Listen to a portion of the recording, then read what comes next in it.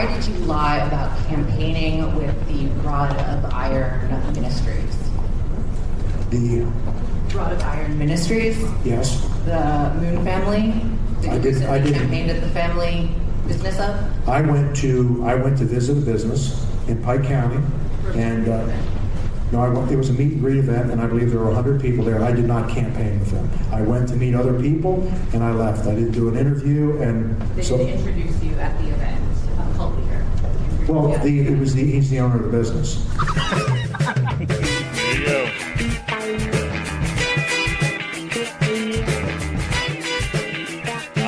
Everybody, it is Wednesday, July 18th, 2018. Welcome to Raging Chicken's Out the Coop podcast. In true measure, it is summertime, so we don't know what day we're going on. This is Kevin Mahoney, editor and founder of Raging Chicken Press, and each week I talk to our Capitol muckraker-in-chief, Sean Kitchen, about the good, the bad, and the ugly in state and national politics. On today's show, Trump throws the love to Putin. Sure you haven't heard about that. First real collusion arrest takes place as a 29-year-old Russian, Maria Butina, is rounded up for operating as a spy and operative for the Russian Federation. Turns out along the way she took a lot of awesome selfies with politicians and conservative leaders, which is great. All I know is it's getting real. A shocking poll reveals that a majority of Democrats want Democrats to be like Bernie Sanders. Russia, Russia, Russia. Turns out not the winning message. Turns out, I don't know, Ocasio-Cortez has got something going there. The poll shows that 57% of Democrats want Democrats to be more like Bernie Sanders. I just said that, so I'm saying it again. Dianne Feinstein loses big in the California Democratic Party endorsement to Kevin De Leon. That may just be signaling a major shift to the left by the country's largest Democratic Party. The European Union fines Google for nearly $5 billion for using its Android monopoly to force companies to install all its apps. And the U.S. Treasury moves to protect the identities of dark money political groups. How about that? Elections have consequences.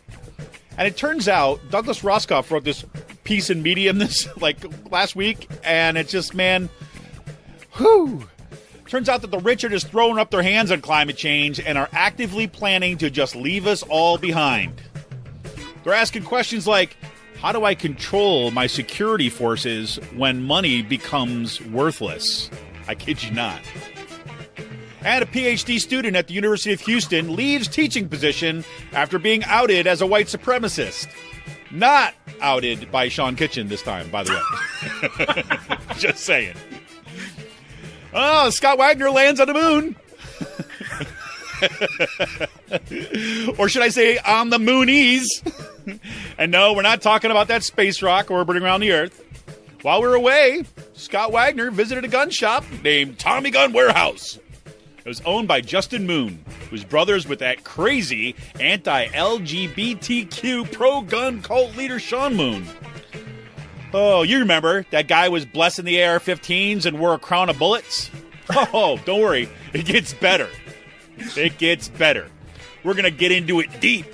Good old Scotty Wagner. Got all sorts of problems. Then he gets confronted, as you heard in our intro today, gets confronted on why did he visit a gun depot that was run by these nut jobs, right, cult leaders, and he says, hey, he's just the guy who owned the business. Just a business owner, man. Revolving doors alive and well in Harrisburg. Outgoing state rep Stephen Bloom becomes the latest swamp monster to be taking a job with the Commonwealth Foundation. Oh, the Commonwealth Foundation. Sean looks into how the Pennsylvania GOP is creating their own fake news for the governor's race through townhall.com. Some great stuff on Twitter this week, Sean. White nationalists still working with the state of Pennsylvania Department of Labor and Industry. Just saying. TikTok. And man, I'm feeling like a paper boy after receiving this huge package from Labor Notes just yesterday, I guess. A big stack. 50 copies of Rebuilding Power in Open Shop America. I'll be distributing and organizing all right around the corner, folks. This is a great, great guide from Labor Notes, right? Boop. And today's last call in space news, Elon Musk proves himself to be a spoiled asshat of a man-child when Thai Navy SEALs reject his submarine.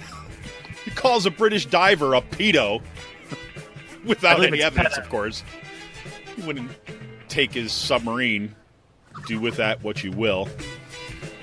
Elon Musk unmasked as a leading donor to Republican PAC aimed at keeping control of Congress. Yes. The guy who wants the climate change, solar panel, electric car, whatever. And the Curiosity rover finds ancient building blocks of life on Mars. And it turns out that NASA may have accidentally destroyed evidence of these same building blocks during the 1976 mission. That was kind of cool. Cool stuff to read. Sean sells his first print. Hoot! And Kevin gets his final proofs for his article, We Are Not in This Together, a case for advocacy, factionalism, and making the political personal. Great collection coming out in the fall for Unruly Rhetorics. And I'm in this section, surprise, surprise, called Civility Wars. And back from vacation, sampling some good New Jersey beers, Cape May Brewing and Double Nickel Brewing top my personal list. Tune in to the Rick Smith Show on Free Speech TV this and every Saturday at 7 p.m. Eastern. You can stream the show live at freespeech.org. You can also tune in on the Dish Network, DirecTV through the Free Speech TV app on Roku. Want to remind everybody? Oh, yes, we've got another episode of Free Range going to be dropping either later tonight or tomorrow. I'm doing back-to-back recordings on Wednesday. Sean had to move some stuff around. I just got back, and so we're doing a back-to-back recording. If I get them both done today, they'll both be out today. But Colleen and I are basically taking it back. We're going to be talking philosophy, politics. She's going to talk about some of her recipes, some cool organic farms, and people that she's been working with. And who the hell knows where the conversation goes? That's how we roll. That will be dropping soon. And remember, now you can go to freerangepod.com, and that is our main website. We should be live on iTunes and Google Podcasts any day now. We're just waiting for the official confirmation. And if you want a progressive future, we need progressive media. You can help support Pull No Punch's homegrown progressive media today. Become a member of Raging Chicken Press for as little as $5 a month. Simply go to patreon.com/rcpress and choose your membership level. If you're not ready to become a member, no problem. Just go to ragingchickenpress.org and click on the big blue donate button on the right sidebar and make your donation. Because, hey, look, with the 2018 midterm elections right around the corner, we need to make sure to keep the movement in the media and the media in the movement. And the best way to do that, become a member of Raging Chicken by going to patreon.com/rcpress. There you have it. Sean, man, welcome back. It's been a while. I'm surprised how much shit has happened since then. Yeah, you know what? I gave up. I kept on tagging different articles over the past couple of weeks, or since I've been away. I say, oh, this is for the podcast. This is for a podcast. And finally I realized by the time we get to actually when the podcast is, all the stuff I'm tagging, like at the beginning of stuff, is going to be so, like, it's going to feel like it happened last year. So here we are. Yeah, here we are. Yeah. So what do you think about the Trump-Putin love fest, man? Well, I think the Russia story kind of blew up this week. I think it got real. I think it did. Yeah, I'm not the one. So I'll come in from this angle. I think the Russia story is not the sole issue that Democrats should be focusing on coming up in the upcoming midterms. But, it's definitely a story that should be reported on and should be followed. And, especially this thing with the new indictments that came out before Trump's visit to with Putin, and then the Maria Butina story that broke Monday night and happened Tuesday. Yeah. It was something, man. I'll tell you. Well, yeah, you and I go back on this all the time about the Russia thing, and I think we're for the most part kind of on the same page about it. Except I'm always like, we were saying before we went on the show today.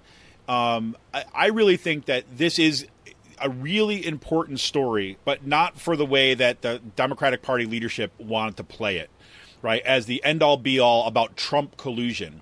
I think this is a much bigger story about kind of this the limits of the institutions that we have, how far the Republican Party has gone, like off the edge when it comes to governance and kind of like supporting democratic institutions, and just the emergence of these kind of strongman kind of mob-like politics kind of across the globe. And I think that's really where this is going to be a story, kind of like looking at it from a historical perspective down the road. It shows you that these people, most of the Republican Party, are coalescing around Trump, in the wake of all the stuff that's been going around. I mean, a lot of 80 or 90% of Republicans support Trump with the latest poll that came out. Like they're coalescing around him. It shows you that there no longer should Democrats be campaigning on trying to get those moderate Republicans to come out and vote for them, like how Clinton did, and how people still think the Democrats should act. It's finally our system is finally turning into our ideas versus your ideas, and just let them play out in an election. And that's where I think we should focus on. Our ideas like Medicare for all, universal health care, or free public higher education, student loan debt reform. Like those issues are what Democrats should be focusing on, because that's what really majority of Democrats want now, versus their issues, which is like, hey, you guys are supporting fascists. Right. And fascist ideologies, and you're coalescing around a strongman. 20 years ago, you were the party that was like against Russia with the Red Scare and everything, and now you are coalescing around Putin, and you're coalescing around people like Duterte, like who are dictators and who are authoritarian strongmen. I mean, it's like this is where we're going, and and this election is going to be really important. Yeah, and I'll tell you, it's we talked again about this a little bit before we went on air today about that caller, that woman who called in to a C-SPAN call-in show, who was a quote unquote independent, but basically came out and said she was a strong Trump supporter, and she was thanking the Russians for interfering in the elections to prevent Hillary Clinton from taking over our government. I mean, it was so off the rails in my mind. And it just and it spoke to, and I think Sam Cedar had it right, on the Majority Report. He had it right when he said, "You have these dead enders who support Bush, and there are going to be dead enders who will support Trump till the very end." Well, right, but even more so is that these are folks who are living literally in a parallel universe, media universe that is. And the narratives that come through Fox News and talk radio and these kind of the right wing media apparatus, the Sinclair media, yep. We'd even say that in the show notes. We could, as an aside, you hear that Sinclair media thing that might get tanked now because of this, but we can talk about that another time. But it's all that stuff. The fact that these are critical capacities, right, for a segment of the population, this kind of authoritarian-minded population. It doesn't matter, right, if what they're saying today flies 180 degrees from what they believed last week. They are just take the narrative that's spoon-fed, and now they're going to come up with a new rationale without any sense of irony or contradiction. Yeah, I know, like this type of stuff, really, like you would say, like Lakoff has been writing about this for years. Mm-hmm. You have two mindsets out there. You have you have two mindsets. You have the conservative and progressive mindset. The progressive is more of that nurturing parent, and the conservative mindset's like that authoritarian strongman mindset. And This is exactly what we're seeing right here. It's like these Republicans are coalescing around that conservative authoritarian frame, and nothing is stopping them from doing this. So it's scary. It really is, and then did you also see that the thing regarding this Maria Butina? Democrats wanted her to appear in front of the House Select Committee, and Nunes tanked that from happening. I thought she did, though. No, Democrats wanted to interview her, and she wasn't. She didn't appear. But she appeared in a closed session, didn't she? I mean, this is what came out last night. They were Quigley. What's that?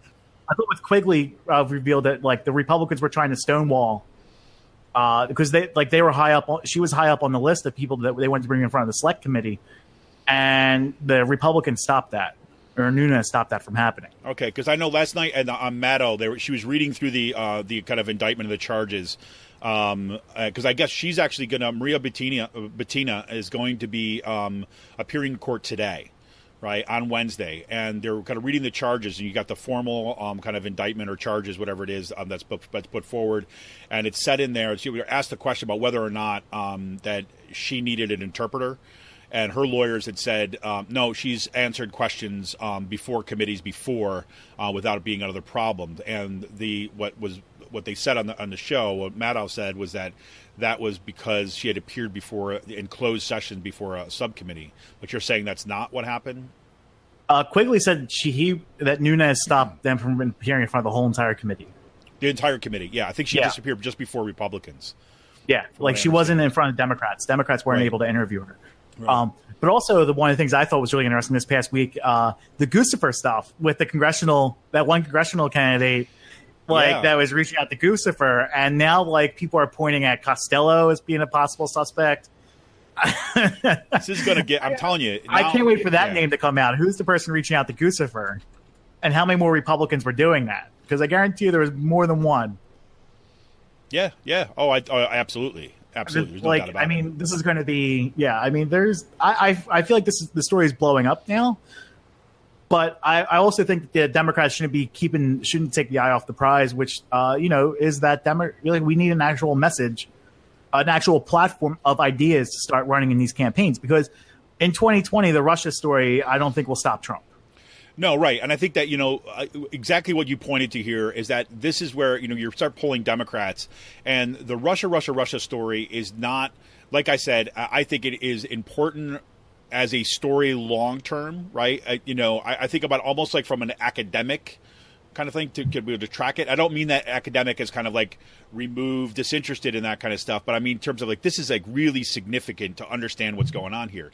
However, as a campaign thing, what matters here is what we're seeing in these, again, with Dianne Feinstein losing the endorsement of the California Democratic Party. We're seeing kind of, Alexandria Ocasio-Cortez, her huge victory, and seeing these kind of young folks moving forward. We're seeing in our own state, Summer Lee, right, kind of, making huge gains. We're seeing Sarah Nemrata, Elizabeth Feather featured in the New York Times. Exactly. I mean, this is actually what it seems that, these poll numbers seem to underscore, is they're looking for this kind of more progressive, populist kind of candidates to be taking the lead, and not the kind of people that are, institutionalists like Dianne Feinstein. Yeah, I know. And one of the things, did you see about the Crowley story? Where Crowley won't remove himself from the Working Families Party ticket? Yeah, but I don't know about that though. I think that there's some back and forth that was kind of going on that. I was reading about that, trying to understand what exactly is going on here, because he says he won't remove himself, but my understanding is there's actually a New York state law that won't allow him to remove himself from that. Unless he changes his residency to Virginia, which is where his family lives and his kids go to school. Right. And again, he could do that, right? I don't know. I think it's getting played up to a little bit too much. I don't think anybody's gonna I don't think he's gonna win, right? I don't think he's gonna run. He's not actively campaigning on it and that kind of stuff. But again, maybe I'm wrong, being too optimistic here. But yeah. I don't know. I think Crowley. But also, it ties up Ocasio-Cortez's finances and prevents her from spreading money around to other progressive candidates, in theory, or it slows that down a little bit. Right. I just don't know how much of that is is overly concerned about what could happen. Right. And, again, I think we saw this during the last presidential election, right? The Democratic Party with the Sanders supporters and the Clinton supporters. There was this moment where people started getting really paranoid. Paranoid is the wrong word, right? You started basically saying assigning intention and actual planning on the side of on the other side based upon just conjecture. Right, based upon kind of playing out different kind of scenarios. And look, I do that all the time, right? Game it out. Got to think about what's going on. But just because it could happen doesn't mean it is happening, right? And all I'm saying is that we got to keep our eye on the prize here, right? We cannot allow this to get into another kind of like rehash of the last election. Now, having said that, if it comes out, if you can give me evidence that this is actually what Crowley is doing, take the fucker down. I mean, like then it's like all hands on deck, right? Yeah. But I'm saying like the paranoia that creeps in on the left. I mean, I've seen this happen so many times I can't tell you. Can be very, very destructive. Right. And the thing is, and again, maybe I'm so far like in my optimistic mood now because I spent some time at the shore. Right. But look, I know you're wearing a Hawaiian shirt here. I know, man. Dude, I got two more like coming you're too. The Jimmy Buffett concert. Dude, I'm already. I'm not leaving the shore ever again. Margaritaville. I'm like, screw it, man. I'm going to school. I got these like 3 different shirts like this now. Now I'm like, I got one with fireworks on it. I'm like, hey, everybody. Seriously.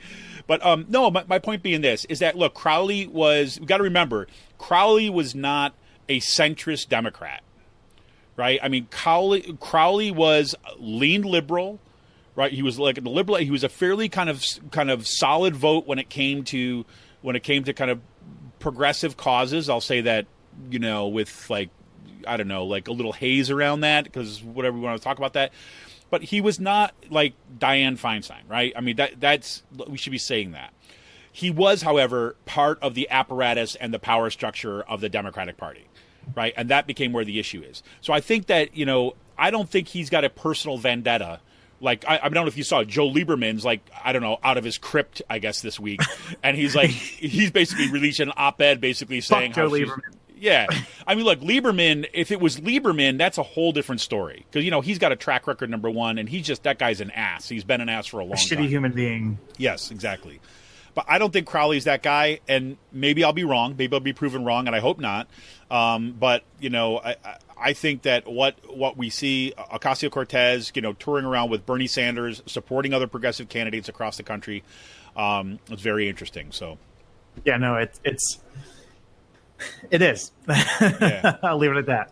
I'll leave it at that. Well, that's cool. Well, I don't know. Did you see any of this stuff this week about, first of all, I was encouraged to see that we're starting to see this anti-corporate stuff starting to creep in, right? The fact that the European Union, as I mentioned at the top, fined Google for $5 billion, right, for abusing monopoly, right? I thought there's just standard operating procedures here in America. That's the point, right? I think it has been standard operating procedures. And I think the fact that now we see, because look, $5 billion is more than you'd ever see out of a U.S. court, right? Yeah. The fact that you see Google has been violating European law, right, by kind of enacting these kind of monopoly here. While, look, we're so far freaking gone right now, and without the kind of having control of the levers of the machine,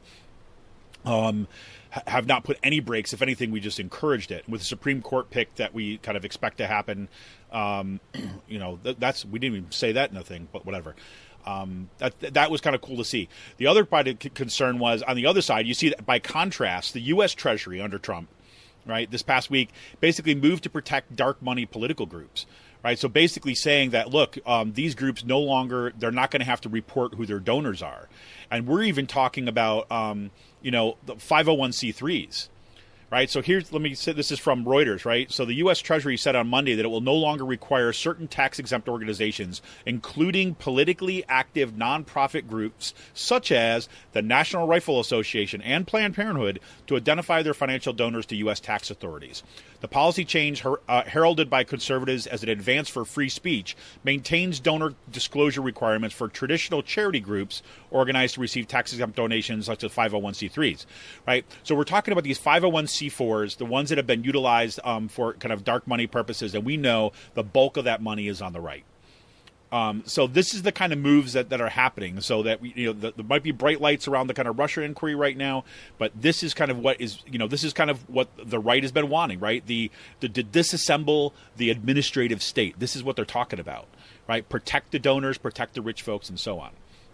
And so I saw that, and that story comes out, and then I come across this article from Medium, right, by this guy Douglas Roscoff, right, who I've read a bunch of his stuff before, and I have to say it was freaking unnerving, right, and it was unnerving in a way that science fiction, dystopic science fiction, is unnerving. Right, and how this stuff plays itself out. But he's basically saying, like, look, these folks, the super rich, they're actively planning for their ways out. Oh no, this is something that like we've been talking about for a while, or at least not us personally, but I mean, like, this is not science fiction. Mm-hmm. Like the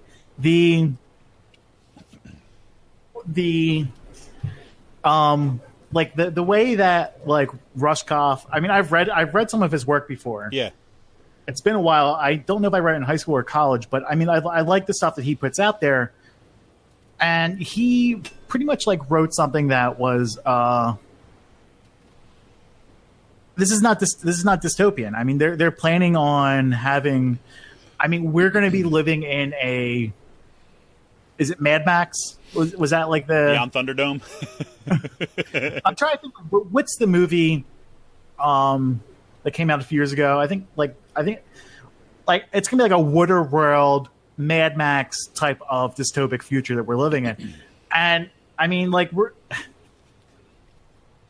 how much of the world's population lives within like 100 miles of the oceans?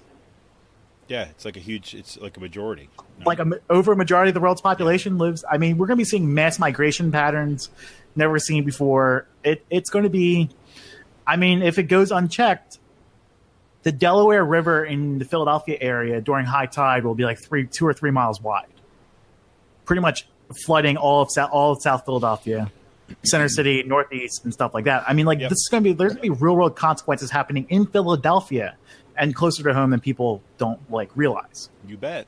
I mean, like this heat wave we just had last week that lasted for like 10 days. Yep. I mean, like, by 2050, all of Pennsylvania will have summer climates like Central Texas. Exactly. And this is where you see, like, on the one hand, you've got the rhetoric of like the right wing, and that's basically the climate denial and all this. But these folks who have got it's leading towards a fascist society. Yes. So listen, let me just so people understand what this is. Like, I want to just go like cement this in people's minds. So, Roscoff basically, here's the context, right? He was invited to this like private resort to deliver this keynote speech, right? Basically on the future of technology and so on. And he was like, it was a huge paycheck. He's like, it's the biggest paycheck I ever got for coming to speak. And so I'm like, screw it, I'm going. Right? I know this is going to be like whatever. But they wanted to come and, deliver this talk on, like, the keynote for the future of technology, right? So he assumed that, he's, going to give this talk to his people. He prepares his notes and everything. And he goes in, they take him into this room, which he thought was kind of like the green room, so he could just prepare, look over his notes before he goes in. It's a small, table that, with some chairs around it, things like this in a small room. And then 5 super rich billionaires are ushered into the room, and that's it. That's who he's brought to talk to. These like super rich billionaires, right? And so let me here's I wonder like how that feeling goes. Like, oh shit, what the fuck just happened here, right? And I'm speaking to these people. This is it. No, or my first thing would go through my mind is like, I'm not going to ever leave here, am I? Like, this is it. This is how it ends, right? So I'm going to give you a little of Roscoff's description of here, so you can understand what we're talking about here. So they started asking me questions, and I'm going to quote from it. It says, they started out innocuously enough, these questions, like Ethereum or Bitcoin, like which one is kind of used? Is quantum computing a real thing? Slowly but surely, however, they edged into their real topics of concern. Which region will be less impacted by the coming climate crisis, New Zealand or Alaska? Is Google really building Ray Kurzweil a home for his brain? And will his consciousness live through the transition? Or will it die and be reborn in a whole new one? And finally, the CEO of a brokerage house explained that he had nearly completed building his own underground bunker system and asked, quote, how do I maintain authority over my security force after the event? Slowly but surely, however, they edge to the real topics of concerns, too. Oh, I said that. Sorry. Then the event. What's the event? The event could be the environmental collapse, social unrest, nuclear explosion, unstoppable virus, Mr. Robot hack that takes everything down. They knew armed guards would be required to protect their compounds from angry mobs, but how would they pay the guards once the money was worthless? The billionaires considered using a special combination locks on the food supply that only they knew, or making the guards wear disciplinary collars of some kind in return for their survival. Or maybe building robots to serve as guards and workers, if that technology could be developed in time. This is the kind of crap that they're actually talking about. Yeah, no, this is, and they've been talking about this stuff for years. I mean, people have been writing about this stuff for years. I know, like, they are preparing for a world-changing event. Like, this is like Terminator, totally. Skynet level, like mass catastrophe. Totally. Like this yeah. Yeah. I mean, all the more reason that you go right up to the first things that we talked about in this segment about why we need a different vision for politics. Number one, why a complete different vision for the future. Yes, why it's so important to see the finally getting clamping down on these kind of like uber rich folks, right, and allowing this kind of this free market dogma to be destroyed once and for all, because this is their vision of the future. Now, let's be clear; these are a very small segment of the population. And this is what they're thinking about because they don't want things to change. And they have a lot of money. Right? So what they're banking on is the fact that they're going to continue to do whatever the hell it is that they're doing and not have to change what they're doing. And our it shows job you how is to scared change they are of mass uprisings due to like historic proportions of income inequality. Right. Exactly. I mean, like, yeah. I mean, they're like. They're bringing us to like Roman type levels of income inequality, and this is how scared they are that the serfs or the plebes will rise up and kill them. That's right. That's exactly it. Off with your head, man. It's like they fear the guillotine. Day all over again. Are you like in 1789? Dude, man, it's like it's the same thing over and over again, right? When you have kind of uncontrolled power, what they fear more than else is the guillotine. Right? I mean, that's what it comes down to. And what they want to prevent what is the loss of their head. And that is it's an equalizer. That's it. That is the equalizer, right? It really comes down to it, right? So, I mean, that's the kind of stuff that, that's what they fear. And, so I want to also be clear, just because these people are saying that doesn't mean that that is the only possible future, right? But it's giving you a clue that these people who are the biggest climate deniers are the ones who believe in it more than anyone else. Oh, they're buying in. Yeah. They bought in a while ago. And what they're doing is buying their time in order to dig their freaking underground bunker systems. I mean, it's so crazy. Yeah. It's so crazy. Anyways, that's crazy. The one thing, just on a lighter note, did you see the about the PhD student at University of Houston that was forced out by getting outed as a white supremacist? I did not. Well, which isn't real. As the first thing I did is I checked the byline. I said, "Wait, does Sean know somebody in Houston?" No, it was actually. I just have to say this was an article. This is in Think Progress where I came across it. Casey Michael put this out. But I love this. This is the first. This is free speech, okay? We should allow this guy to have his own say because he's doing nothing illegal here. It's free speech, and just let them have their say. Well, I mean, that's the world we live in. Yeah, and I'm like, big whatever to that one. And I was like, but I want to give Casey Michael some huge props for this because I just listened to the words. This is the first two paragraphs, right? One morning last April, Cole Jones woke up, his phone buzzing. Text messages and voicemails all told him the same thing. Don't come to school today. Jones, a PhD student at the University of Houston's Earth and Atmospheric Sciences Department, took their advice, staying away from campus. And it was probably for the best, seeing as the school grounds had been plastered overnight with a series of flyers from the Houston-based Screwston Anti-Fascist Committee accusing Jones of being a white supremacist, right? And it turns out there was all these pictures and all this kind of stuff of this guy with some like ultra right-wing groups. And he's just kind of like, they used to invite me out to these things, and I just kind of come sometimes and like hang out with them, and they seem okay. But I don't really associate. I LARP on the weekends, in Nazi. It's just LARPing. I'm not. It's like totally like when I posed like before that big banner that said "Blood and Soil," and I had this like flag mask around my face, and I was giving the finger to the camera. Like I thought it was just all in good fun. I didn't realize they were actual Nazis. I thought it was just a game. So There you go. I just thought that would I love the pictures of this because it's like every single poll has like 5 or 6 like. Yep. There was no denying this. No, exactly. And what they did is like, on these flyers, and so this guy said, well, I don't know what you're talking about. And, he's got some pictures with this big tattoo on his shoulder, like, which is like, pinwheel. Yeah, it's the Nazi black sun, right? He's got a tattoo on that. That's not the kind of thing that you're just like, oh, I thought I was just playing a game. No, yeah. That's conscious effort. I mean, I didn't even know there was a thing called the Nazi black sun, right? You got to be in deep before you know what the hell that is, right? But there you go. So once again, the good work is being done out there in every corner of the country, right? Just thought that would lighten your heart today, Sean. Yeah, I got a similar story to talk about next segment. Nice. Well, then let's get to it. All right, so this is Kevin Mahoney, editor and founder of Raging Chicken Press. I want to remind you, like, you want to support progressive media, you want to support Pull No Punches journalism, you want to support the next generations of fight back media, well, guess what? Become a member of Raging Chicken Press today. All you got to do is go to patreon.com/rcpress. Become a member today for as little as $5 a month. That's what keeps this stuff going, folks. Anyways, we'll be right back after this with our Pennsylvania focus. See you then.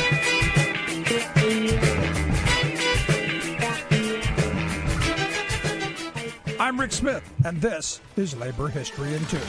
On this day in labor history, the year was 1969. That was the day hospital workers in Charleston, South Carolina, won union recognition. The 113-day strike reflected all the broader social issues of the day. Led primarily by black women, the strike at the medical college, Charleston County, and several other hospitals intersected civil rights and racial and gender discrimination on the job. Jewel Charmaine Debnam notes that women like Local 1199B President Mary Moultrie, Naomi Watts, and others were essential to the strike, not only as daily participants on the picket line, but also as leaders of the local movement establishment. For months, strikers marched, walked picket lines, clashed with police, and held vigils demanding their right to organize. They defied injunctions and endured hundreds of arrests, nightly curfews, and confrontations with state National Guard.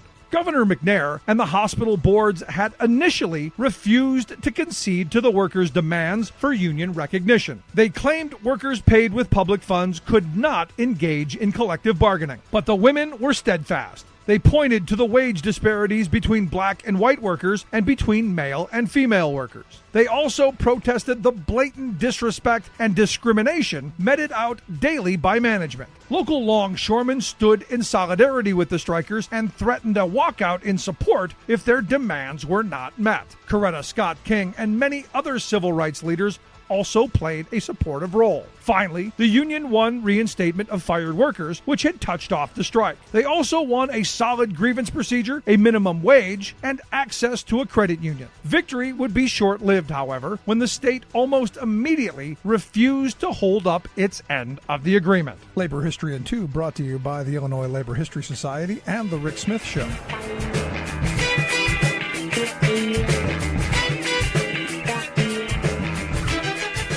I'm in the waste management business. Everybody immediately assumes you're mobbed up. It's a stereotype, and it's offensive. There he is, Senator Soprano himself.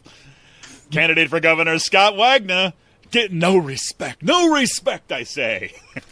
Welcome back to Raging Chicken's Out the Coop podcast. I am here once again, of course, with Sean Kitchen. And Sean, man, we got lots of Wagner stuff to talk about today. Yeah, you want to talk about a huge unforced error in the middle of the summer. Yeah, how about that? Oh, no. He's like Bill Buckner through the legs. Yeah, we just got done with the World Cup, and we got the red card is out there, except he did it on himself. All right, so walk us through this story. I mean, this is kind of like you just can't believe it. Okay, so Senator Wagner was going through his Why So White town hall tour the past couple weeks. Why So White? Through pretty much like all of rural Pennsylvania. He had town halls in out here in Mechanicsburg. I went to one. He had town halls all throughout rural PA, and he's having one in Philadelphia or the Philly area today, which should be fun. But like he, so on one of these like meet and greets town halls, he held it at a place called the Tommy Gun Warehouse up in Pike County. And Tommy Gun Warehouse is owned by people who are part of the Moon family. It's owned by Justin Moon, and Justin Moon is related to Sean Moon. And Sean Moon is the person who has the Rod of Iron cult, the Newfoundland Sanctuary Church up in Pike County, and that is the cult that became pretty famous this past winter for had the invocation of the AR-15s after the Parkland school shooting. If you remember those crazy images of the pastor that wears the crown of bullets. Yeah, man. Like, this is who Scott Wagner.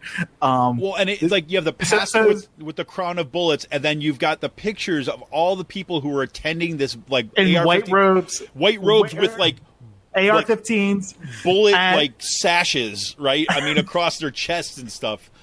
It was the weirdest stuff. This is a really, so like this cult is literally like Sharia law, anti-LGBTQ, anti-woman. They believe that women are at the behest of their husband until they die, and if they are not obedient to their husbands, they should be killed. There you go. It sounds like Sharia law, doesn't it?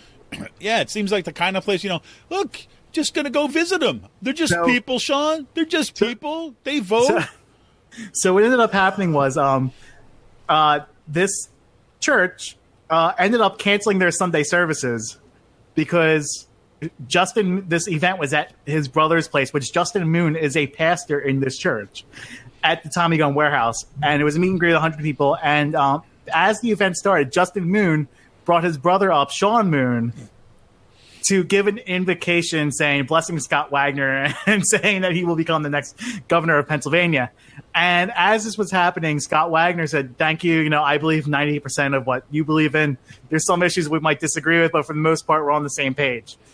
I'm paraphrasing, but that's pretty much what he said. No, pretty much. The 98% thing is the key thing, right? I mean, and then if you don't have your prepositions right in that thing, I think we can do the takeaway of the 98% agreement that Wagner said. And this was caught by American Bridge, the George Soros funded group that Wagner attacks all the time. And so I gotta feel that someplace like they got Soros has got to say, like, you know what? I'm sick and tired of being blamed for everything when I haven't done it. So you know what? This time I'm going to do it. This time I'm actually going to go after these assholes and let them feel what it really feels like. Yeah. And so so then this immediately becomes a fucking news story because Wagner's campaign attacked Paul Mango's campaign for doing an interview with this guy. And as this story was unraveling, you had people in the Wayne County GOP commissioner, the head of Wayne County Republicans, was like, yeah, we really appreciate that, the Moon family has this business up here and they're gun owners and all, but, we all, know they're crazy. And then they interviewed. But it's like, this is what drives me nuts, right? It's like, look, they're all up here, but we all know they're crazy. He's like, we stay away from them because we know. He's like, we've written them. We up here have all written these people off as crazy, and we stay away from them. Yes, they own a business, but yeah, no, we don't deal with them. And then the person working the Wagner campaign and for Pike County who put this together was like, yeah, we didn't realize. Pretty much he was saying they didn't realize the owner was associated with the family, which is total bullshit because Justin Moon is in the Capitol at all these fucking gun rallies. So Wagner's like, oh. You're standing right next to the guy with the bullet crown. I didn't know you guys knew each other. It's like, yeah. And so this happened in northeastern PA. 2 days later, he had a town hall out in Greensburg, Pennsylvania, which is like southwest of Pittsburgh, pretty much. Yeah. And he was confronted by a woman with excellent audio. Again, American Bridge caught this on video. And Wagner was pretty much I have to pull this up because I got a little bit of a transcript on my thing. So this is what I wrote. At last night's town hall, a woman confronts Scott Wagner asking, I want to know, why did you lie about campaigning with the Rod and Iron Ministries? Senator Wagner responded with, I went to visit a business in Pike County. It was a meet and greet event, and I believe there were 100 people there, and I did not campaign with them. and it said I went to meet with them with other people. I didn't do an interview, and I left. And the lady then goes, but he introduced you at the event, a cult leader. And Wagner said, well, he's the owner of the business. I'm smart enough to, form my own opinions. That's what he said. See what's going on here. I love that. I love the fact that he said that. He's like, I'm smart enough to, form my own opinions. So, you know what? I was thinking about when he said that as the response, right? He just says, I'm leaving this as like, I'm smart enough to, form my own opinions. Let's just recall just for a second, shall we? Let's do the big wavy lines and kind of go backwards in time for a second to see what that smart opinion actually is. Like, Scott Wagner is smart enough to form his own opinion. Here's an example of an opinion that he has formed. The Earth moves closer to the sun every year. We have more people. Humans have warm bodies. So is heat coming off? We're just going through a lot of change, but I think we are, as a society, doing the best we can. There you go, an example of Scott Wagner's. Do we have the one with him speaking on the Senate floor, or no? We don't have that one. Wait, this one? So the workers that are down here in the hallways looking for work, I'd be happy to give them some numbers of employers in York that would probably pay wages somewhere between $12 and $15 an hour. But there are a couple things required. Number one, you would have to have an alarm clock, and you would have to be able to get out of bed. You would be able to have to pass a drug test, and you would have to have some work ethic. I don't go into fast food restaurants every now and then, but maybe I'll stop for a coffee.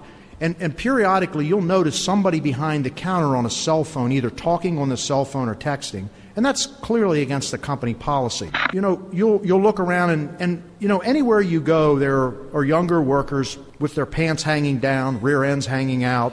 They really don't care about their appearance.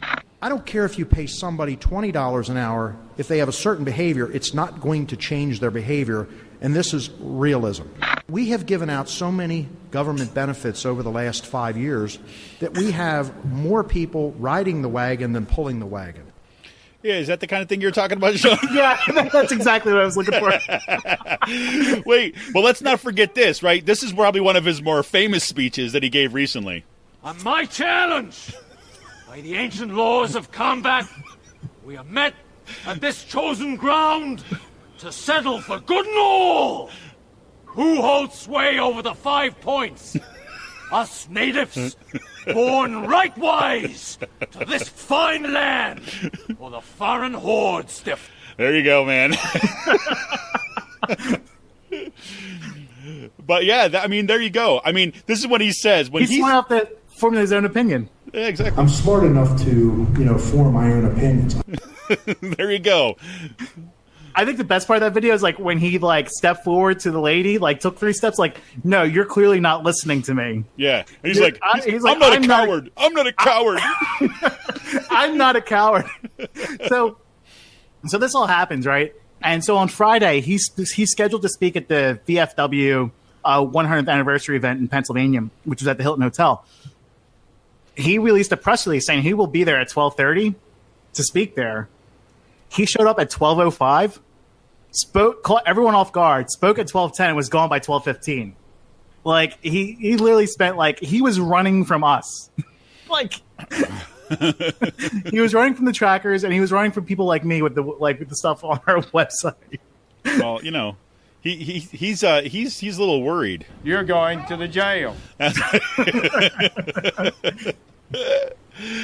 That was, I'm telling you. And I guarantee you what happened, why he was so scared. I guarantee you the power base, the power brokers of the party, who are pretty much, concentrated in Montgomery County and in Bucks County, that old guard, wealthy donor class of the Republican Party, probably got on the phone with him, what the fuck are you doing with this family? Not only are you just destroying your campaign, and it's not even still the 4th of July weekend, but you're doing it and you're destroying everyone else's down ballot tickets too. Right. And, Scott Wagner ain't really doing well in southeastern PA. No. So it'll be interesting to see how what is there's it? a lot of scared Republicans. Some of those districts down there in southeastern PA with those Republicans, it's 70-30, 75-25. Well, I think he's going to surprise everybody when he has his event down there tonight. I think all his supporters are going to come out, and then all of us, the rest of us, are going to be like, "Oh man, Wagner's going to win." We were wrong, so we Yeah, right. But the people that he has surrounded himself with, his brain trust, are a bunch of fucking morons. Yeah, the brain trust. Trademark. Yeah, trademark that. Yeah, brain trust trademark. Oh man! But this was such an unforced error on his part, where like you just gave like countless hours of like television ad space in October and November with this stuff. Like, he's hanging out with cult leaders.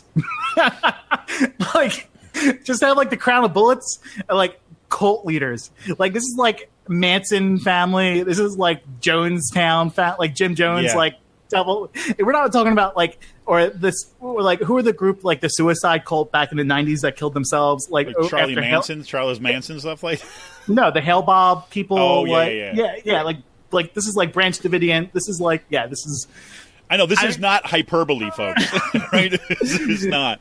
This is like the type of people that he's hanging out with, and this is how far the Republican politics have gone in Pennsylvania, where we have to cater to, Branch Davidians and Charles Manson type cults. It's unreal. Well, the thing is that what makes Wagner's attempt to deny this stuff so disingenuous, like that's the polite word, I guess, like so full of shit, is that because this same crap just played itself out when Barta was up there kind of back in February or something. Right? Mango. I'm sorry, Mango. Not Mango did an interview with the guy. Yeah, Mango sat there and did an interview with the guy, right? And I think that's why Wagner said in that little clip that we heard before, it's like, I didn't do an interview or anything with it, because he knows that he's basically given up the game that he knew who these people were. I didn't do an interview with them like Mango did. Right, I just shut up on the stage with them. I one-upped them. Right, exactly. I took pictures with them. Exactly. Mango did an interview through like Google Hangouts. Where like Wagner's like, fuck it, I'm going to stand next to these people. Yeah, right. I'll go one better. He went digital. I'm going flesh. It's like, oh man, that's just nuts. That's nuts. So there you go.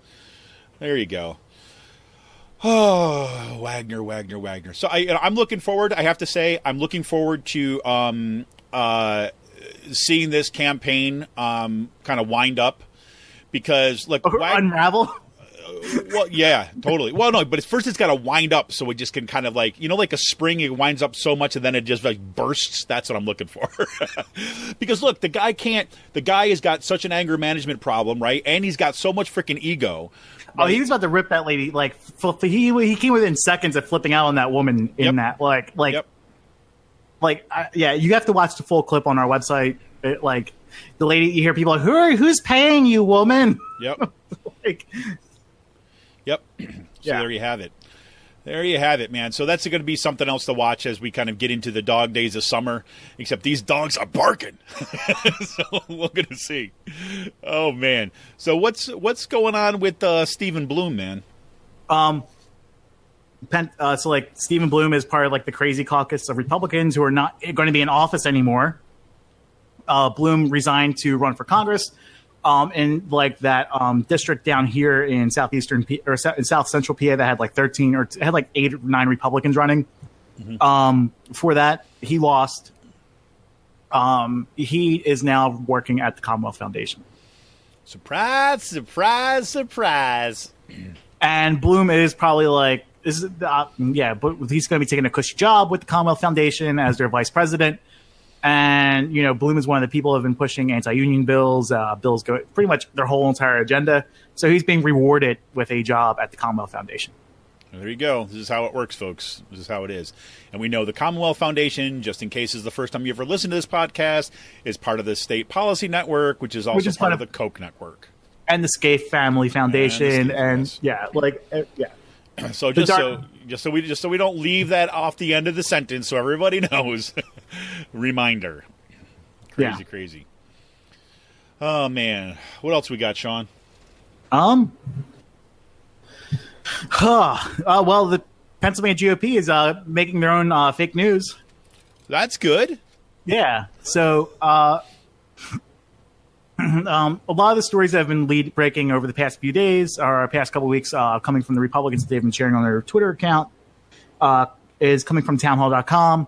The person who's creating this stuff is the person who is writing this stuff. She used to work, or she was head of the Pennsylvania College Republicans at Penn State and the statewide College Republican Network. Scott Wagner gave them $10,000 last year. She's now writing stories for townhall.com, and she wrote for Campus Reform, and that whole entire network of fake news conspiracy outlets on the right. And this is what they're pretty much feeding this person's stories on Wolf and trying to use this as their own little Breitbart to go after the campaign and all. Well, there you go. Keeping it just moving, man. Watch out. Yeah, you got to keep the gears greased, man. You got to keep the gears greased. Especially as we move into the midterms in here. Yeah. So, Sean, what's up, man? Not much. We still got white nationalists working in the labor industry. As far as I know, we do. And this lady actually changed her Facebook profile to a bunch of wind chimes. That's great. That's great. So, I mean, it's interesting. I was thinking about this too as well. And it's again, been away and stuff. I wonder what's happened. And so, look, I mean, I understand how, if you got a position, especially if you're in a kind of government position, I'm sure there's some sort of, whatever process that's got to happen here. But I'm just curious if anybody's going to actually, do something about this, right? And how that's going to play itself out, because the right wing freaking flipped a nut, right? After you publish your story, that they did. I wouldn't say the right wing flipped a nut. I think a troll flipped a nut. All right. So I wrote this story. This lady's making $181,000 a year. She lives in the West Shore. She works for the Department of Labor and Industry handling disability claims. And she's been working as a state employee for at least 10 years probably now. She's been making over $120,000 since 2012, so she's pulling in a nice account. She is a self-described white identitarian. Not racist. Not racist. White identitarian. Yeah, okay. She's afraid of the downfall of Europe to Muslim and immigrant trash, pretty much. Mm-hmm. This is pretty much what a thing on her Twitter account. She has a Gab account, which is used by the alt-right to promote free speech, because they all get kicked off of Twitter for being racist and assholes and shit like that. Yeah. And yeah, I mean, our story pretty much laid it out. I mean, it wasn't like we really had to do much to explain what was going on. No, exactly. Here you go. Here's a woman. This is what she says. Her words, not mine. And I pissed off a couple of people. It got their jock straps in a bunch. Yeah, it was kind of actually fun to see that play itself. And we actually did some good fundraising off of that. We did? Well, didn't we get someone to become a member and then? We did. I was actually thinking I forgot to mention that at the beginning. Yeah. This is we got two new members this month. Thanks to Shanna and thanks to Shireen, who became members. This is freaking awesome. And we got a bunch of 5-star ratings because of it. Got a bunch of 5-star ratings, which is a good reminder. One of the ways that, look, if you're not ready to become a member, you don't have that kind of funds that you can kind of support us with, go to our Facebook page and give us a good rating, right? Listen to our podcast, give us a rating, give us comments, kind of right back to that, join the community, right? Because that's really super helpful, right? And that means stuff, because what happens when these trolls start going nuts is they do everything they can to try to disrupt us. I didn't mention this before, but after your story, I don't think this is the first time I've told you, after your story went, about 3 days after that, we had about 10 attempts to hack into our site. Right. So that just goes to show you, there's been nothing like that for a while. And then your story comes out, the trolls start going, and then I start getting all these notifications that people try to hack into our site. So this is number one. Also, is to thank you, Seth Goldstein, for helping up our security kind of when he first came on as our tech guy, because that's this is what these folks do, right? They attempt to try to shut you down, but from where I sit, it just was kind of fun to watch it play out, especially on Twitter. Yeah. So cool. So last thing we got for this segment. I was pretty psyched. We mentioned this, I think, last time we were on the podcast, but Labor Notes just produced a new guide, which is called Rebuilding Power in Open Shop America. It's great. It's about, let's see, let me kind of give you the actual page count on this.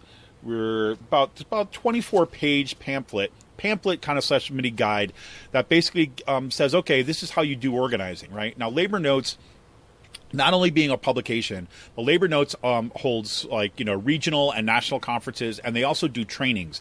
And I was in a Labor Notes conference last year, and I got to say it was some of the most valuable information that I got out, actually doing real role play stuff and doing organizing tactics and thinking about building kind of worker power from the ground up, right? This becomes all the more important, especially since you're, here we are in a kind of a post-Janus world.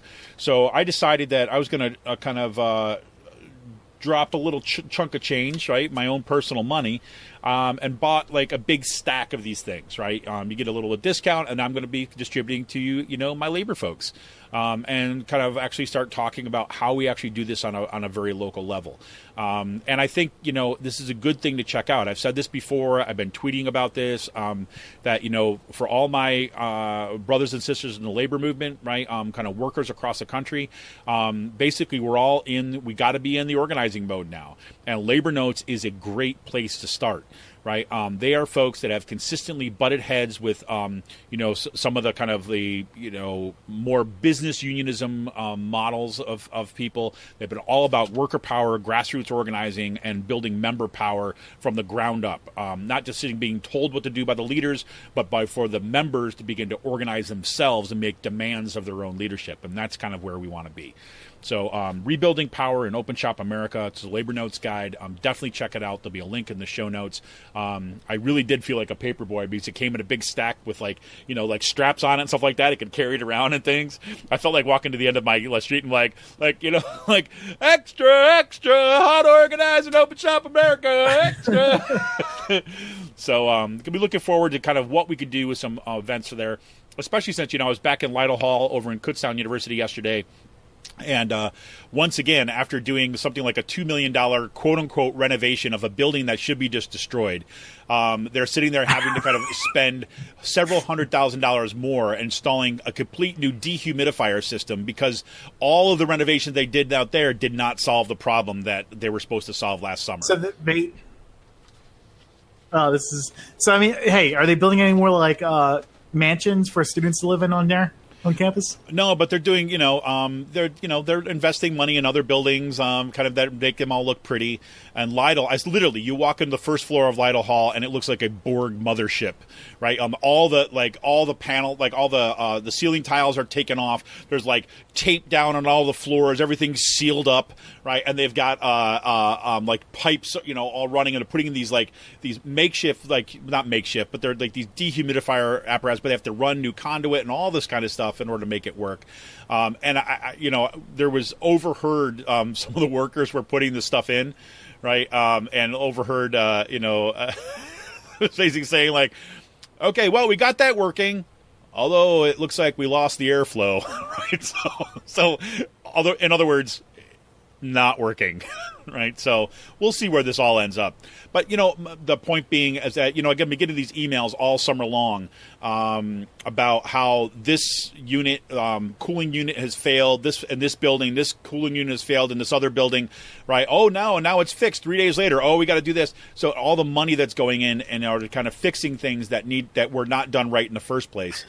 So basically they could have built a new building by this point. Totally.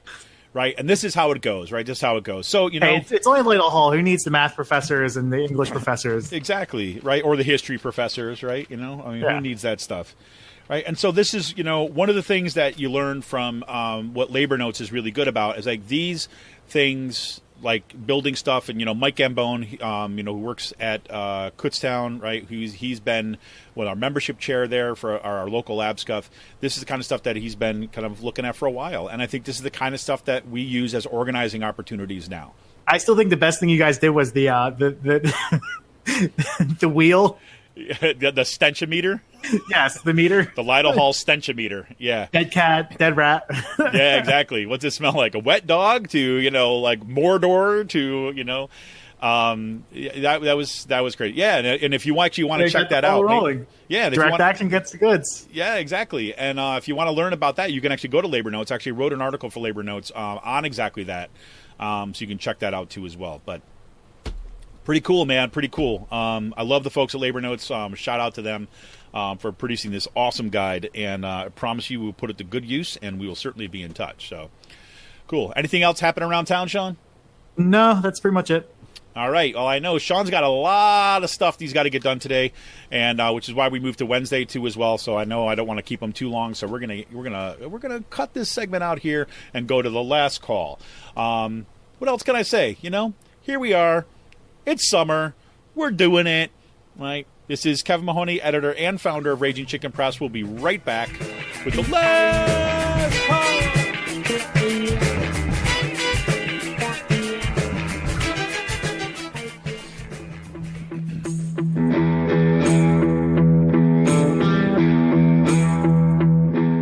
This is Kevin Mahoney, editor and founder of Raging Chicken Press.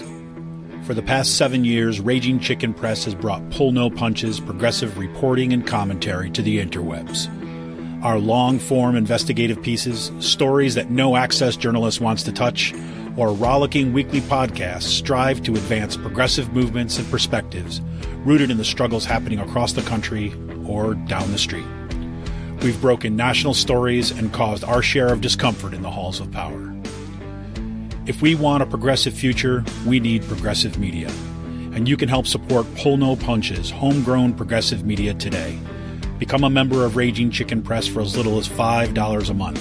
Simply go to patreon.com/rcpress and choose your membership level. We need to make sure to keep the movement in the media and the media in the movement. Best way you can do that is to become a member of Raging Chicken today by going to patreon.com/rcpress. Thank you for your energy, your encouragement, and your support. Keep up the fight.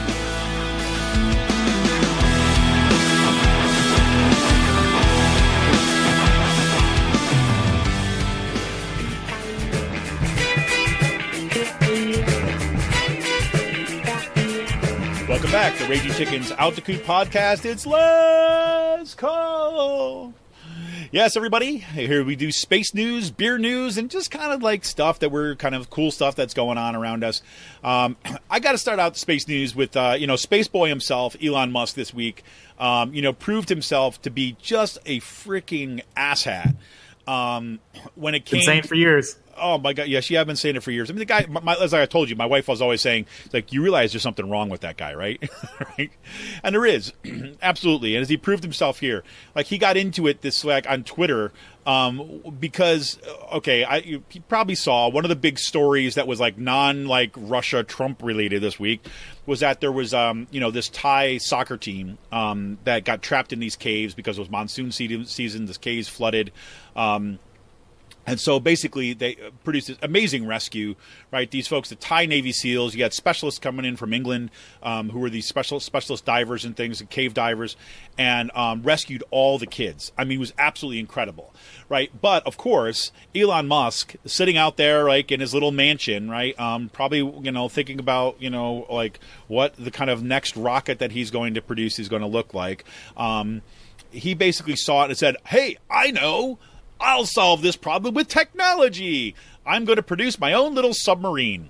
And he did. They went and they took kind of one of the tubes that's used to kind of, as part of the boosters, one of the fuel tanks, the side tanks for one of the boosters of one of the rockets, and they turned it into a submarine. They did some tests of it and said, we're going to go over and save the day, right? And these guys, this British diver was like, this is freaking ridiculous. This is stupid. There's nothing but a PR stunt. The thing won't even work here. He has no idea what he's talking about.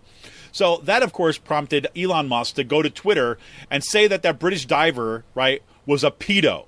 In other words, a pedophile, a pedophile, right? Basically, where the hell does that come from, right? I always think about it like that. When I hear a comment like that coming from someone like Elon Musk, I mean, I don't know, man. This is kind of like a he who smelt it dealt it kind of thing, right? I don't know why you're calling. He's also a communist. Yeah, right, exactly. Right. He's Self-proclaimed. Self-proclaimed. Right. Elon Musk basically, let's recall, is in that group of those people, right? He wasn't in that one I talked about before, but he is looking for the escape plan, man.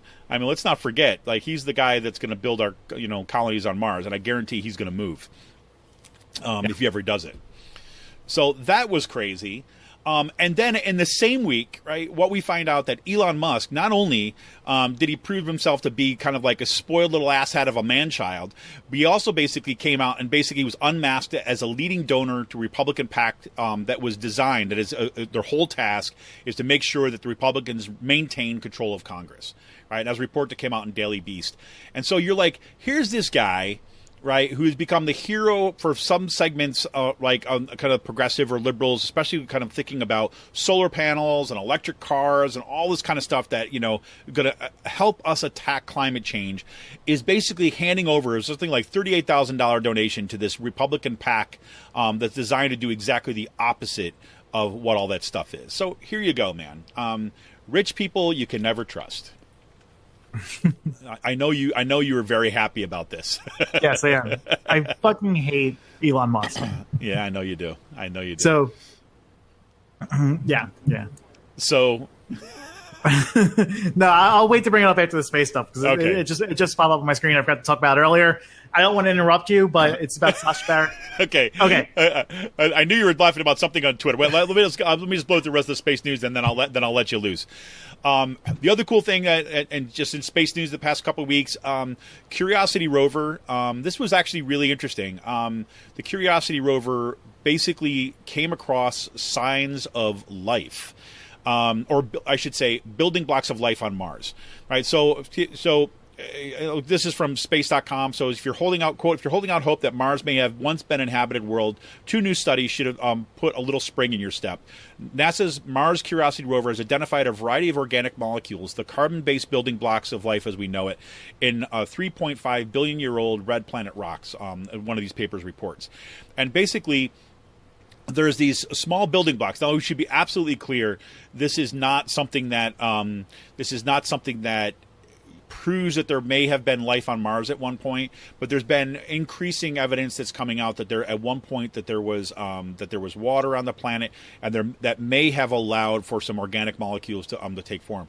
What was interesting about this story is that at the same time that came out about Curiosity rover studying this stuff, another report came out that in 1976, basically as part of a Mars mission, it turned out that there was they may have encountered these same building blocks before as part of one of the Viking landers that went down to Mars. But the problem is that they would destroy them in the landing of the Viking landers. Because basically what happens, these compounds, these organic compounds or proto building block compounds, when exposed or burned, right, basically because of rocket thrusters, basically destroys those molecules, right? But then it turns into this other compound, which they actually went back and actually found on the Viking landers, or in some of that stuff that they got. So it was just kind of a cool thing. You're 1976 to 2018. You're seeing basically this kind of advancement. It's really kind of cool stuff. The other thing I'll say really quickly, what was I going to say about that? I'll just leave it. But that's just cool stuff going on. Some great photographs that's coming out about water on Mars. The other thing, I will say this. One thing that's actually interesting, there's a report that came out not too long ago that I was just reading through this stuff about looking at the lack of a magnetosphere on Mars as opposed to Earth. Like, one of the things that actually protects us on this planet and why this planet is so kind of important is that we have a magnetosphere that kind of like surrounds our planet. Inner iron core. Right. Well, and it actually basically protects us from these molecules, right? These kind of high charged particles that are coming from the sun and all sorts of radiation that protects the planet. Mars has an extraordinarily weak one. right? To the point where that there's no way that these particles are ever going to be stopped, which is one of the kind of studies, some of the studies or some of the science says around that is what has stripped away of any atmosphere and prevents an atmosphere from being formed around Mars. Not that like something crashed in it and ripped it away and can't bring it back. So that raises all sorts of questions about, these desires to terraform the planet and all this other kind of stuff. In the absence of a magnetosphere, there's real questions about whether that'll happen. So it's just kind of interesting, kind of putting all these things together about how these planets, evolve differently. So, anyways, that's it for space news. So, Sean, take us to the Twitter sphere. So the Sacha Baron Cohen aggrievement tour has hit locally, where Jeffrey Lord was punked by Sacha Baron Cohen. No way. Yes. He's talking about with Mysick. It just popped up I was browsing around a bit, but that fucking video that Sacha Baron Cohen put out of him. Tell people what it's about. Basically, he acts as a Mossad agent going onto Capitol Hill, and he gets a bunch of people to read a script about arming kindergartners with guns. And it was just like this outrageous script, and yeah. It's amazing. Definitely. Did you see the video yet? Yeah, just you sent it to me. You sent it to me. I checked it out. It was hilarious. Like how over the top he was in that too. And it's amazing how he still is able to get away with this stuff. Like, there's a lot of people that are out on that edge that have no idea who this guy is. Don't know who he is, and actually are. Find what he says plausible because of the world that they operate.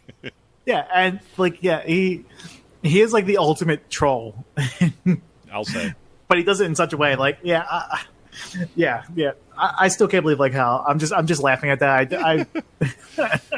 I have to watch into this, but yeah, there's a video up on Penn Live where Jeffrey Lord talks about being trolled by Sacha Baron Cohen on Who Is America. So there you go. Who's America? Now on Showtime. Showtime, right? Is that Showtime? Yes, yeah. Showtime. Yeah, crazy. All right, let's get to the good stuff, Sean. Man, you sold your first print. Yes, I did. So one of the people who've been supporting our website for a bit, reached out to me over the wintertime after I posted this picture of the waterfront in Harrisburg, just for some. So in Harrisburg over the winter, we had a really thick ice. The river froze over. 8 inches thick sheet of ice spanning the whole entire mile-wide river. That's Susquehanna. Proof that there's no climate change, just saying. Yeah. Sure. And once the ice broke apart in mid-January, we had an insanely warm 50-degree day where it was misting. So that was creating a big fog machine on the riverfront. And I was able to get a picture just as the fog was lifting. You could see the fog going through the one bridge. It was a really great shot. Chris wanted to buy it. He's been asking me for months to buy it. So I finally actually built up the confidence to start printing my own stuff and selling it. And got a 16 by 20 inch print of that made, and it came out phenomenal. It really did. Yeah, it makes me want to print some more of my stuff and do it by a 20 by 30 or a 16 by 20 inch stuff. That's where I feel like you can get a lot out of a picture, not just by an 8 by 10 or 11 by 17, but a nice 16 by 20 inch poster and mount that and frame it. That's pretty cool being able to do that, and it's awesome having my stuff hang up in someone else's house. It is, man. It is, man. And not just my apartment. No, right. Well, I don't know where you're going to find the time, though, because, you do have a lot of porch sitting and day drinking to do, don't you? Yeah.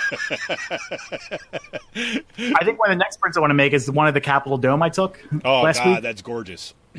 Yeah. It's just a simple... I was out there. The sun was hitting it the right way. I was waiting for a certain time of the day to hit it. I was looking at it as we were, sitting on Roxbury's deck drinking beer. And so I got my camera out one day where the clouds were I love it. Those high level clouds were just going over the Capitol Dome, and it was just the dome right in the center with the flag flowing in the wind, and yeah.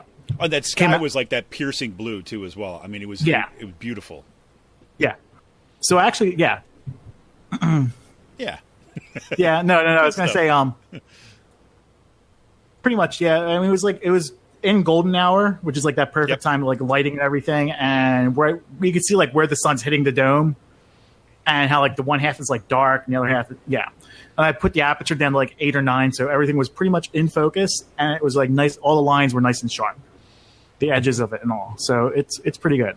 It's good. Yeah, it is. I'll have to say. It's like, follow Sean. I mean, got to follow Sean on Instagram to kind of see some of his shots because it's fantastic. I'm looking at it right now on my computer screen. It's my backdrop, so it looks really good as like on this like 24-inch wide monitor. There you go, and that can be yours too if the price is right. There you go. You can sell backdrops or whatever, screensavers or whatever the hell we call it, like themes or whatever. Cool. I got cool things that we talked about this when we had the our fuck your civility episode, the one where Sean and I were just like had it, right? We were done, right, with this after the U.S. government started kidnapping children and separating from their parents, and as we're kind of see, this still has not been resolved yet.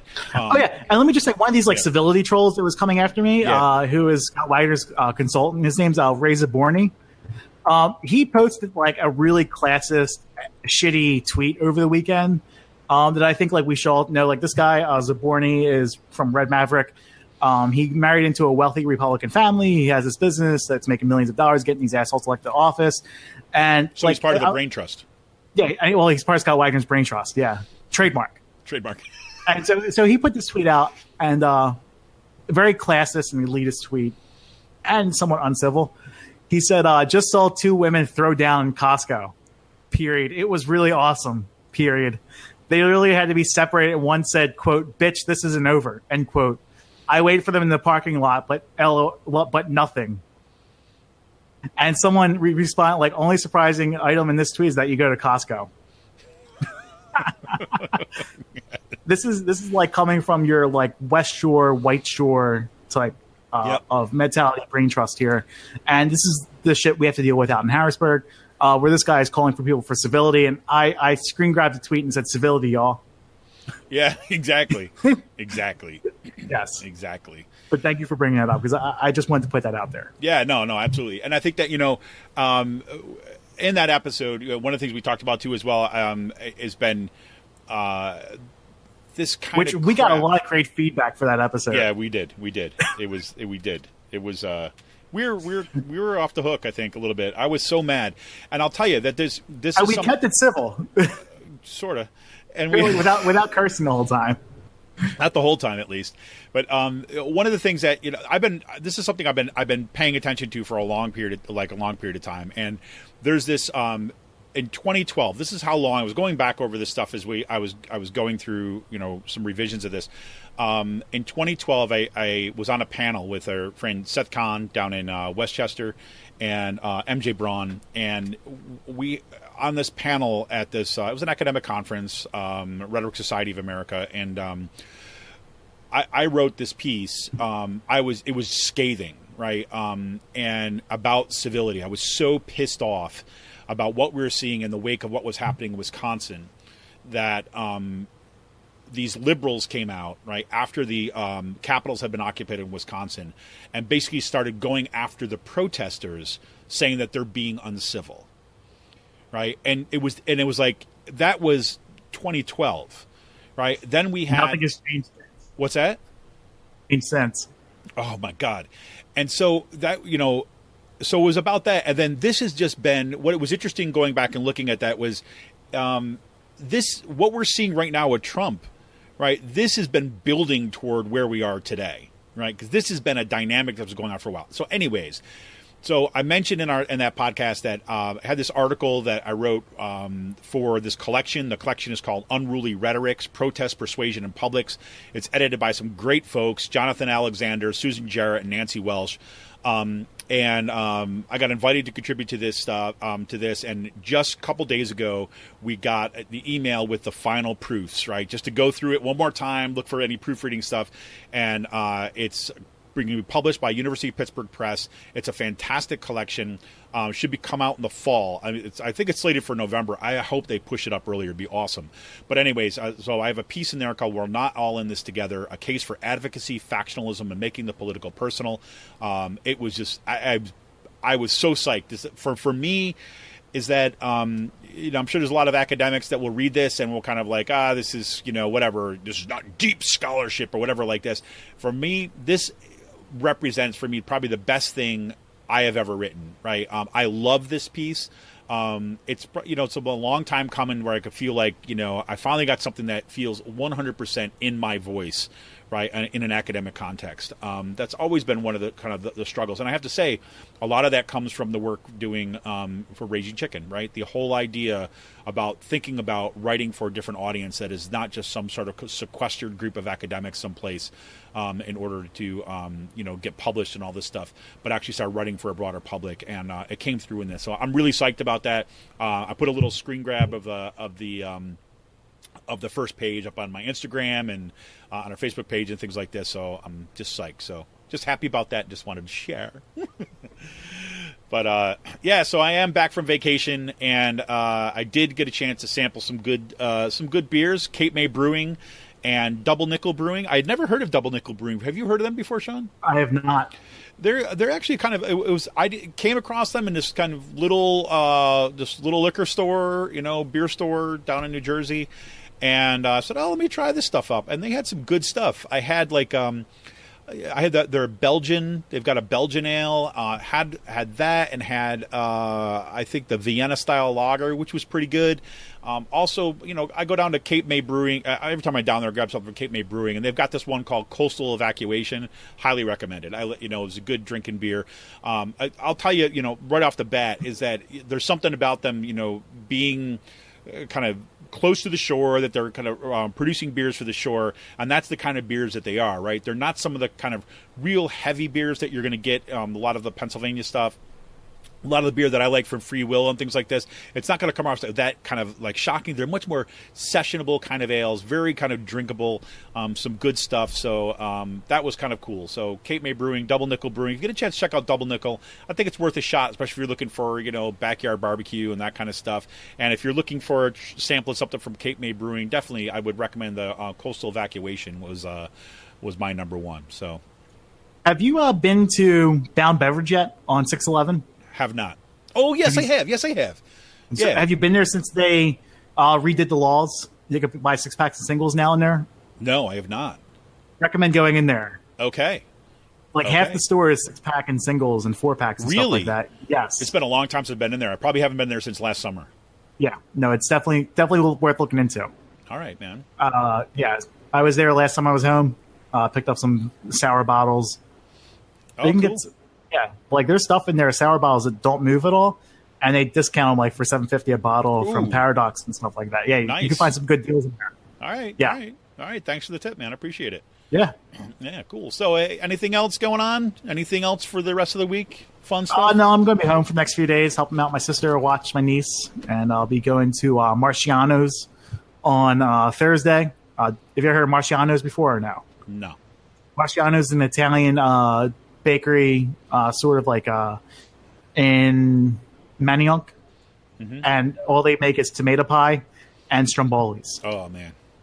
So my mom's leaving me some money, driving to Manioc tomorrow morning, getting me some tomato pie, and one does not simply eat tomato pie.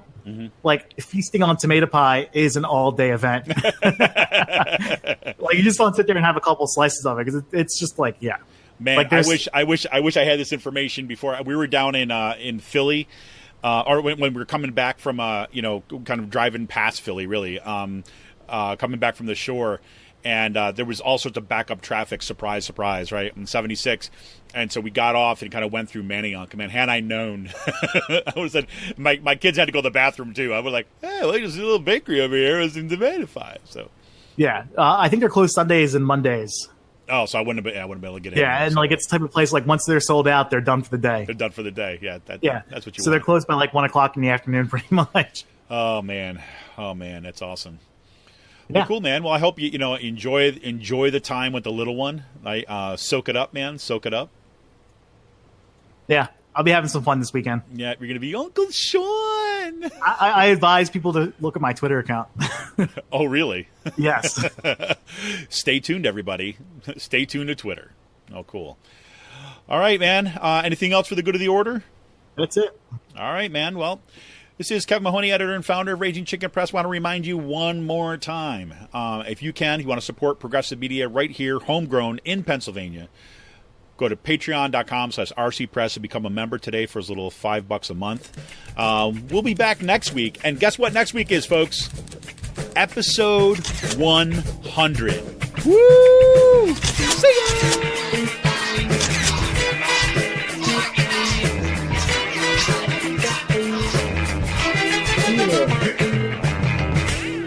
I wanted to know, why did you lie about campaigning with the Rod of Iron Ministries?